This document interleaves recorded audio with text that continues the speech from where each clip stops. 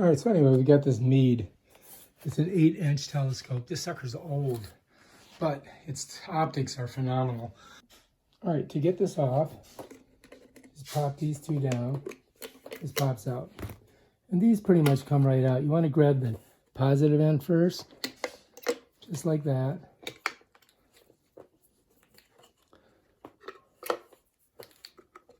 And they'll come out very simply.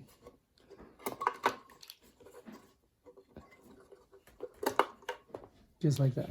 Now we gotta go get our new batteries. And then if you look in here, it tells you which way to put the battery. Positive here, positive, positive, positive, positive, positive, positive, positive. So it alternates. So it's pretty simple. So here's our new batteries. So first what we're gonna do is we're gonna get our positive here. It's easier to push the negative up and then push the positive down like that. And we're just gonna go across just like that. And we're just basically alternating sides. Put your negative in first, and your positive, and your negative, positive. Notice I'm alternating. So there's the positive. So this one's got to be negative on this side, positive on that. This one's going to be negative on this side, positive on the bottom. And last but not least, negative, positive. Whoops, put it in wrong. Negative down here, positive up top. Bam, done. Now to get this back in, all you do is shove it right here. Sets in there like that, off those two little flanges. And then just push. Bam, done. I put this towel here to balance it. Okay, now let's set that down. Flip it back over. And let's get over to this side.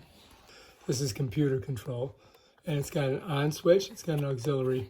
It's got the plug in here. And it's got another auxiliary. And what I did is I put in basically the manual one. So this is a manual one. It's not hooked to a computer. So I can move it left, right, up and down, and I can focus in and focus out, and I can control the speed here. See if we get anything. I'm hoping it works. All right, looks good. As you can see, it's working.